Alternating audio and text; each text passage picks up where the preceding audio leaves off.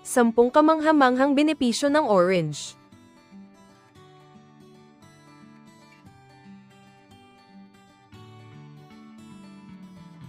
Kumusta mga kahalaman? Welcome sa ating channel, ang Halaman Facts, ang inyong gabay sa natural na kalusugan. Pagdating sa prutas, isa ang orange sa pinakasikat sa buong mundo. Pero alam nyo ba na ang orange ay hindi lang basta pampalakas ng resistensya? Itinuturing itong nutritional powerhouse dahil sa taglay nitong antioxidants at minerals na kayang protektahan ang ating puso, balat, at pati na ang ating paningin. Sa video na ito, hihimayin natin ang 10 dahilan kung bakit dapat kayong kumain ng orange araw-araw. Kaya kung handa na kayo, simulan na natin. 1. Proteksyon sa immune system. Siyempre, hindi mawawala ang vitamin C. Ang isang pirasong orange ay sapat na para sa inyong daily requirement. Nakakatulong ito sa paggawa ng white blood cells na siyang lumalaban sa mga virus at bakterya. Pro tip, mas mainam kainin ang buong prutas kaysa uminom lang ng juice para makuha rin ang fiber nito. 2. Pampaglow ng balat, anti-aging. Ang vitamin C sa orange ay kailangan sa paggawa ng collagen. Ang collagen ang nagpapanatiling banat at bata ang ating balat, habang ang mga antioxidants nito ay lumalaban sa pinsalang dulot ng araw at polusyon. 3. Kalusugan ng puso.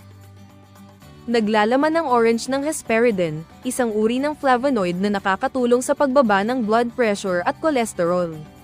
Pinapanatili nitong malambot at maayos ang daloy ng dugo sa ating mga ugat. 4. Iwas sa kidney stones. Ang orange ay mayaman sa citric acid at citrates. Nakakatulong ito para gawing mas alkaline ang ihi, na siyang pumipigil sa pagbuo ng calcium oxalate stones o bato sa bato. 5. Pagkontrol sa blood sugar. Kahit matamis ang orange, mababa ang glycemic index nito. Dahil sa fiber content, dahan-dahan ang pag-absorb ng asukal sa dugo, kaya mainam itong merienda para sa mga nagbabantay ng kanilang timbang o sugar level. 6. Pinapalinaw ang paningin. Mayaman ang orange sa vitamin A at mga carotenoids tulad ng lutein. Ang mga bitaminang ito ay mahalaga para sa kalusugan ng ating mga mata at para maiwasan ang macular degeneration habang tayo ay tumatanda. 7. Iwas anemia. Kahit walang gaanong iron ng orange, ang vitamin C nito ang susi para masipsip ng ating katawan ang iron mula sa ibang pagkain. Pro tip, kumain ng orange pagkatapos kumain ng gulay o karne para mas mabilis na maabsorb ng iyong katawan ang sustansya. 8. Maayos na digestion. Ang fiber na matatagpuan sa puting bahagi ng orange pith ay nakakatulong sa maayos na pagdumi. Nililinis nito ang ating bituka para maiwasan ang constipation at bloating. 9. Anti-inflammatory properties.